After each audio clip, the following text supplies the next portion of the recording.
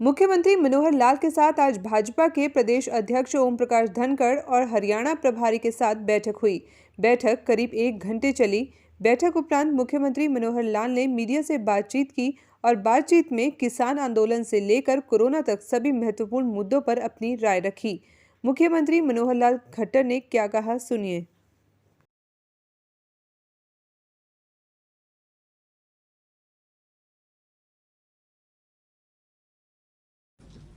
मित्रों, जैसे आप लोगों को जानकारी है कि अभी 3 दिन बाद बजट सत्र इस वर्ष का जो आगामी वर्ष है उसका ये हमारा शुरू होने वाला है 5 तारीख को। 5 को राज्यपाल जी का अभिभाषण होगा, फिर उस पर जितनी चर्चा आवश्यक होगी चर्चा करके धन्यवाद ज्ञापन के बाद विधायी कार्य करते हुए और फिर बजट पेश होगा। पूरा टाइम टेबल बीएससी की कमेटी में ये तय होगा कि किस दिन बजट पेश करना और कब तक ये चलाना है। लेकिन उसमें इतनी बात जरूर बताना चाहूँगा कि ये वर्ष पिछला जो है वो कोविड का वर्ष रहा और कोविड का जो प्रभाव है वो हमारे सामान्य जीवन पर पड़ा है, तो उसी के अनुसार स्वाभाविक है कि उसका कहीं ना कहीं प्रभाव सरकारी कामकाज पर भी पड़ा है। लॉकडाउन के कारण से जहाँ रेवेन्यू कम हुआ वहाँ खर्च भी कई चीज़ों पर कम हुआ। खास करके जो इंजीनियरिंग के काम थे वहाँ लॉकडाउन के कारण से लेबर उपलब्ध नहीं हुई, ठेकेदारों ने भी काम बंद कर दिया। तो लगभग 2 महीने एक प्रकार से इस साल में हमें इन सारे कामों के कारण से कठिनाई हुई है, जिसमें से खर्च भी कुछ कम हुआ है। फिर भी जो कमी थोड़ी बहुत रही है जो पिछले बजट के अनुमानों के हिसाब से, उसको हमने अतिरिक्त ऋण लेकर के ये किया है। आपको ध्यान में होगा कि हमने उस समय जो ऑल पार्टी मीटिंग की थी और उसके अंदर एक सहमति बनी थी कि यह समय ऐसा है कि इस समय अगर कुछ ऋण ज़्यादा लेना भी पड़े तो लेना चाहिए। उसी समय लगभग 5,000 करोड़ रुपए का एक ऋण अतिरिक्त लिया था और वही उतना ही हमें अंतर आया है। इसके बाद धीरे धीरे रेवेन्यू भी रिकूप कर गया, रिस्टोर कर गया और खर्चे भी जितने थे वो सारे हमारे बराबर चलते रहे। अच्छी बात यह है कि हमारे जो कमिटेड एक्सपेंसेस थे, सैलरीज हैं, पेंशन है, रीपेमेंट ऑफ डेट है अथवा इंटरेस्ट रेट्स हैं, ओल्ड एज पेंशन आ गई सब उसमें, old age pension, social security और इंटरेस्ट की जो पेमेंट होती है वो सारे के सारे हमने टाइमली दिए हैं, कहीं भी कोई कठिनाई नहीं आने दी है। बहुत प्रांतों में तो कई प्रकार के उन्होंने प्रावधान किए। हमने एक ही प्रावधान किया था कि कोरोना रिलीफ फंड ये एक बनाया था और उसमें हमें लगभग 350 करोड़ रुपया, शायद 290 करोड़ रुपया ऐसा कुछ उपलब्ध हुआ था। वो खर्चे लगातार हम कर रहे हैं। उसमें जो बचा हुआ अभी भी, क्योंकि कोविड की आवश्यकता कभी भी हो सकती है, तो उसमें काम हमारा हो रहा है जो सरकारी खर्चों के अलावा। वर्तमान में कोविड की स्थिति हम जानते हैं कि एक बार तो बहुत संतोष हो गया था कि काफ़ी पॉजिटिव और आने वाली संख्या है वो कम हो गई थी। पूरे प्रांत की संख्या 100 के आसपास पहुंच गई थी। लेकिन अभी पिछले 1 सप्ताह में वो संख्या कुछ जिलों के अंदर बढ़नी शुरू हुई है और वो 200 तक पहुंच गई है दोबारा से। कल ही हम लोगों ने मीटिंग्स करके और उसमें जो सावधानियां बरतनी थी वो सावधानियां बरतने के लिए हमने विचार किया है कि थोड़ा इम्प्लीमेंटेशन जो पहले से थी प्रिवेंशंस की वो सारे किए जाएँ। खास करके शिक्षा क्षेत्र के अंदर, क्योंकि स्कूल खुल गए हैं, कॉलेज खुल गए हैं, वहाँ सावधानी बरती जाए, कोई इसका प्रभाव ना पड़े।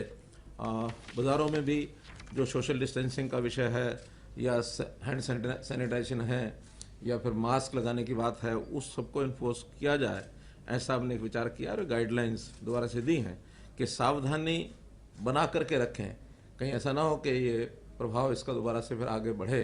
तो इसकी सावधानी बरतने के लिए कुछ इंस्ट्रक्शंस ये हमने कर दी हैं।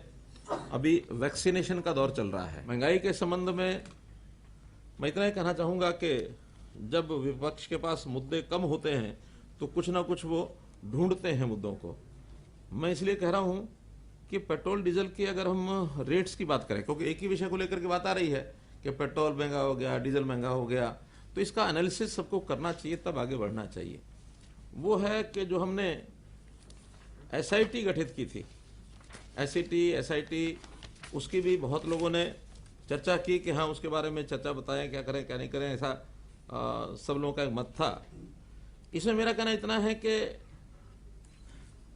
ऐसा नहीं कि बहुत स्मूथ विषय था ये सारा सिस्टम ऐसा है जो कई वर्षों से इसके ऊपर सब सरकारें काम कर रही हैं। कोई हमने ही किया ऐसा नहीं, पहले भी लोगों ने किया ही होगा। और काम करते समय ध्यान में ये आता कि ये जो सारा काम है मल्टी स्टेट, इंटर स्टेट जो डीलिंग है, जो चीज़ों की सप्लाई है, स्मगलिंग है, एक नशीली वस्तु होने के कारण से इसमें बहुत से ऐसे दौर भी पहले भी आए हैं जब कठिनाइयों का हमने सामना करना पड़ा है। विषय तब ये गंभीर हुआ जब 47 लोगों की डेथ हुई हरियाणा के अंदर। हालांकि पहली बार हुआ ऐसा नहीं है, देश में बहुत प्रांतों में हुआ है, हमारे यहाँ भी हुआ है, लेकिन एक चिंता का विषय है। ठीक है, इसको हम बंद भी नहीं कर सकते।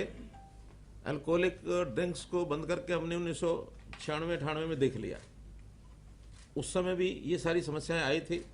मैं तो स्वयं उस सारी चीज़ का जानकार हूँ, क्योंकि उस समय में हमारे अलायंस की सरकार थी, हमने बंद भी किया और बाद में जब समस्याएं बहुत खड़ी हो गई तो फिर वो खोलना भी पड़ा। तो वो सारी चीज़ें उस समय से चल रही हैं। अभी भी ये सारी चीज़ें कोई सुधर गई हैं ऐसा भी नहीं है, लेकिन लगातार सुधारने का हमारा क्रम ये चालू है। और उसके अंदर जो जो चीज़ें ध्यान में आती हैं उसके लिए हम इंक्वायरी भी कराते हैं, जो विषय उसमें ठीक करने की भी कोशिश होती है। अब ये सारा जो एपिसोड इतना हो गया है, लगभग कोविड के दिनों से ये शुरू हुआ।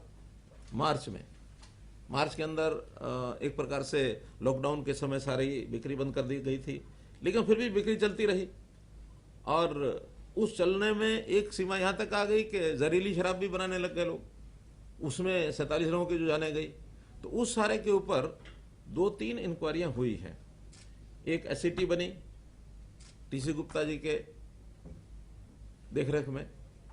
एक बाद में फिर उसी फाइंडिंग में ध्यान में आया कि जो एफआईआर्स हुई हैं उन एफआईआर्स के ऊपर इन्वेस्टिगेशन ठीक से नहीं हो रही, तो एक पुलिस विभाग ने किनकी कलाराम चंद्र जी के देखरेख में कमेटी बनाई है। उन्होंने अपनी रिकमेंडेशंस दी हैं, वो डीजीपी साहब ने बनाई थी, डीजी साहब को बस वो पहुंची हैं। अब ये फिर बाद में श्रीकांत यादव इनके नेतृत्व में खास करके जब 47 लोगों की डेथ हुई तो वो बनाई गई। हमारे प्रयत्न ईमानदारी ये है कि इन चीज़ों के ऊपर रोक कैसे लगाई जाए। तो इन सब कमेटियों की अपनी अपनी रिकमेंडेशंस हैं, और वो रिकमेंडेशंस कोई एक दूसरे को देख के नहीं बनाई गई हैं, वो इंडिपेंडेंट है सब। और इंडिपेंडेंट रिकमेंडेशन ऐसे हैं कि मल्टी डिपार्टमेंट्स एक इशू ये बना है। इसमें होम डिपार्टमेंट भी है, इसमें एक्साइज टैक्सेशन के लोग भी हैं, इसमें लोकल डिस्ट्रिक्ट एडमिनिस्ट्रेशन भी है। तो ये सारी चीज़ों को ध्यान में रखते हुए उन सब के ऊपर अध्ययन करने के लिए अलग अलग टीमों ने उसका अध्ययन किया है। लेकिन अब हमने आज ये निर्णय किया है कि ये सारी कमेटीज़ के ऊपर जो रिकमेंडेशंस हैं उनको लागू करने के लिए, या जो दोषी लोग हैं उनको उचित दंड मिले, इसके लिए अब सब रिपोर्ट्स को एक साथ अध्ययन करने के लिए और उसमें रिकमेंडेशन करके उसको इम्प्लीमेंट करने के लिए हमारे जो हाईएस्ट ब्यूरोक्रेसी में जो व्यक्ति होते हैं, हमारे चीफ सेक्रेटरी श्री विजयवर्धन जी की एक सदस्यीय कमेटी ये हम बना रहे हैं, ताकि उन सबको वो अध्ययन कर लें और जो दोषी है उसको छोड़े नहीं। हम देखते हैं कि पिछले कई वर्षों से जो कल्पना पंचकुला जिले की गई थी वो उस हिसाब से हम आगे नहीं बढ़ पाए, और उसका जो कारण बाद में हमें अध्ययन करने के बाद आया है तो वो ये है कि भी मोहाली हमसे कहीं आगे निकल गया, जीरकपुर कहीं हमसे आगे निकल गया। क्यों निकला, इन्वेस्टर क्यों वहाँ ज़्यादा आ रहा है? दो उसके मोटे कारण हैं। एक कारण है एयरपोर्ट, दूसरा कारण है ये जो हमारे ईडीसी रेट्स हैं, लाइसेंस के डेवलपमेंट के जो खर्चे होते हैं, जो कुछ और रेट्स लगे हुए हैं, वो यहाँ किन्हीं कारणों से गुड़गांव के बराबर किए हुए थे, ज़्यादा थे। उन्होंने उसको काफ़ी कम रखा। अब कम रखने के बाद उन्होंने कहाँ से पूरा किया होगा ये वो जाने, लेकिन हम भी सोचते हैं कि अगर हमको आगे बढ़ना है तो कंपटीशन में कभी ऊपर नीचे जाना पड़ता है। तो हमने भी विचार किया है, अभी प्लानिंग बन गई है। आज मैं आंकड़े के सामने आपके अभी रख रहा हूँ पहली बार, कि हम भी लगभग मोहाली जीरकपुर के पास ही अपने रेट्स लेकर के आ रहे हैं। पंचकुला को एक स्मार्ट सिटी के रूप में, एक टूरिज्म सिटी के रूप में, एक एजुकेशन हब के रूप में इस नाते से डेवलप करना है। पंचकुला जो है ये हमारा गेटवे ऑफ हिमाचल जिसको कहना चाहिए है, हम यहाँ एक फिल्म सिटी की भी योजना बना रहे हैं, उसको लेकर के आएंगे। हम यहाँ टूरिज्म का मोरनी में बहुत स्कोप है, उस पर काम कर रहे हैं, इस पर लगातार काम कर रहे हैं। तो उसी में से ये था कि जब तक हम अपने रेट्स को कम नहीं करेंगे लोग आएंगे नहीं। वो सब ज़्यादा रेट देना है तो वो सब दिल्ली के आसपास घूमते रहेंगे, तो दिल्ली से दूर करना है। अब मोहाली उन्होंने अपने बाकी प्रदेश में ऐसा कुछ नहीं किया जो मोहाली में किया है, क्योंकि उनके लिए तो जैसे हमारे लिए गुड़गांव है ऐसे उनके लिए मोहाली है। तो हमारा जो पंचकुला अगर उस प्रकार का हो जाए तो हमारे 2 गुड़गांव हो जाएंगे।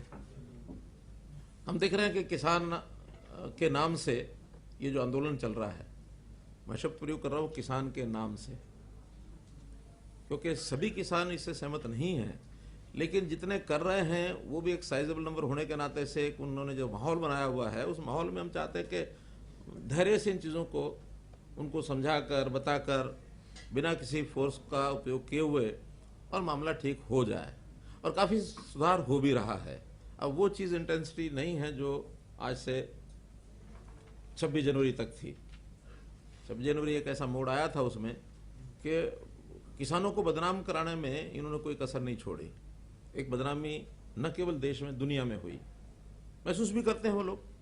लेकिन अब हमारा कहना है कि शांतिपूर्वक आंदोलन करना ये हर किसी का एक डेमोक्रेटिक राइट है, करें, कोई दिक्कत नहीं। जनता को परेशानी न हो ये हम अपील करते हैं उनको। ये जो सड़क के ऊपर धरना देना ये उचित नहीं है, ये एक प्रकार से दूसरे लोगों के अधिकार का हनन है। अब एक नई जो चीज़ और शुरू कर दी उन्होंने किसानों को बहकाने की कि अपनी खड़ी फसलें हैं उनको उजाड़ दो, या आपके घर में रोजी रोटी के लिए दूध होता है तो दूध को खराब कर दो, दूध की कमाई मत करो। तो मेरा अपील है मेरी उनकी कि वो जो आंदोलन खत्म होगा नहीं होगा, उन्होंने करना नहीं करना, ये उनका काम है। बैठ करके बातचीत सब हो रही है, हो भी सकती है, कभी भी आए, द्वार खुले हैं। लेकिन किसान को इतना ज़्यादा इस सीमा तक ना आगे बहका दें कि उनके आर्थिक नुकसान और ज़्यादा होने शुरू हो जाएं। आखिर एक फसल बुआई होती है, उस फसल की उपज होगी तो किसान का भी लाभ है, कंज्यूमर को भी खाने को मिलेगा, और ख़राब होती है तो कुछ भी नहीं होगा। अल्टीमेटली इसे नुकसान तो किसान का ही है। कोई एक एरिया में इस प्रकार से कुछ होने के कारण से कंज्यूमर को गेहूँ नहीं मिलेगा या बाकी चीज़ें नहीं मिलेगी, ऐसा तो नहीं है। लेकिन जितने लोगों का नुकसान हुआ उनका तो बहुत बड़ा नुकसान हो गया। इसी प्रकार से दैनिक कमाने वाले, रोजी रोटी वाले बहुत परिवार ऐसे हैं जो दूध रोजाना अपनी बिक्री करके अपने घर परिवार को चलाते हैं। अब उसको बेचें, किसी भाव बेचें, हमें दिक्कत नहीं है भाई। आखिर हर किसी को अपना रेट रखने का अधिकार है। 100 रुपया हो चाहे 200 रुपया हो चाहे 50 रुपया हो, ये तो डिमांड एंड सप्लाई है। बिकेगा तो बहुत महंगा पहले ही बिका है। सब्जियां हैं, किसान बोता है, वो भी बहुत महंगी बिकती रही हैं। कभी सस्ती होती हैं, जब अबंडेंस हो जाती है चीज़ों की तो बहुत सस्ती भी हो जाती हैं। तो पेरिशेबल आइटम्स हैं, इसका कोई फिक्स रेट होता नहीं है। लेकिन एक फरमान जारी करना कि आप ये रेट इतने में बेचेंगे, इससे नीचे बेचेंगे नहीं तो 11,000 रुपये जुर्माना लगेगा, ये उचित नहीं है। तो मैं अपील करता हूँ किसानों को कि इस प्रकार के आह्वान न करें, नहीं तो मैसेज बहुत अच्छा नहीं जाता और कुछ किसानों का नुकसान हो जाता है। जिस किसान का हम सब मिलकर के हित करना चाहते हैं उसका नुकसान करने के लिए ऐसा आह्वान न करें, ये मेरी अपील है। देखिए, पंचायत के इलेक्शन के लिए समय तो पूरा हो गया 23 फरवरी को, और होने चाहिए। लेकिन जैसा एक वातावरण है बना हुआ, उसमें पंचायती चुनाव में हम सोचते हैं कि वातावरण थोड़ा ठीक हो जाए तो हम तुरंत करने के लिए तैयार है, इसमें कोई दिक्कत नहीं है। लेकिन वातावरण ठीक रहे तभी डेमोक्रेटिक प्रोसेस को ठीक से अपनाया जा सकता है। अगर ऐसे दबाव के विषय चलते रहेंगे तो फिर वो लोकतांत्रिक मूल्यों का हनन होता है। तो लोकतांत्रिक मूल्यों का हनन ना हो, ऐसा वातावरण बनते हम जल्दी करा देंगे। हाँ जी, वातावरण, ये जो माहौल किसान आंदोलन से जो गांव में ये थोड़ा बहुत था पहले कोविड का, लेकिन कोविड अब ऐसी वजह नहीं है कि जिसके कारण चुनाव नहीं हो सकता। देश भर में चुनाव हो रहे हैं तो यहाँ भी हो सकता है। किसान आंदोलन चलेगा या माहौल ठीक नहीं होगा जब तक पंचायत चुनाव नहीं होंगे? देखिए, एकदम ये हार्ड एंड फास्ट चीजें नहीं है, लेकिन हमारी अपील है कि जल्दी ये वातावरण ठीक हो तो हम चुनाव करा दें। मैंने ऐसा अभी ऐसी ब्लैंक स्टेटमेंट नहीं दी जैसी आप दे रहे हैं। वातावरण बना हुआ है कि पंचायत चुनाव नहीं हुए। मैं ऐसा आपके शब्दों को अपने मुंह में नहीं डालने वाला। मेरा कहना है कि अभी वातावरण ठीक नहीं है। हाँ, तो इसलिए चुनाव थोड़ा डिले कर रहे हैं। उसमें दोनों बातें हैं कि अभी तो चूंकि कंटिन्यू हैं, उनको 1 साल के लिए वहाँ से एक्सटेंशन मिली है, और और till further order which ever is earlier. Further order में मान लो वही अपना दिल्ली जाने की बात कर सकते हैं, या दिल्ली आईबी वाले उनको डेप्रेशन का कैंसिल कभी भी कर सकते हैं, या हम भी कह सकते हैं। तो इसका मतलब ये कि 1 साल तक तो सुनिश्चित हो गया, लेकिन 1 साल से पहले भी वो जा सकते हैं, उनको भेजा जा सकता है। ये सरकार का एक एडमिनिस्ट्रेटिव स्टेप है, वो करें। वो तो जब इनके जाने की बात आएगी तब पैनल जाएगा।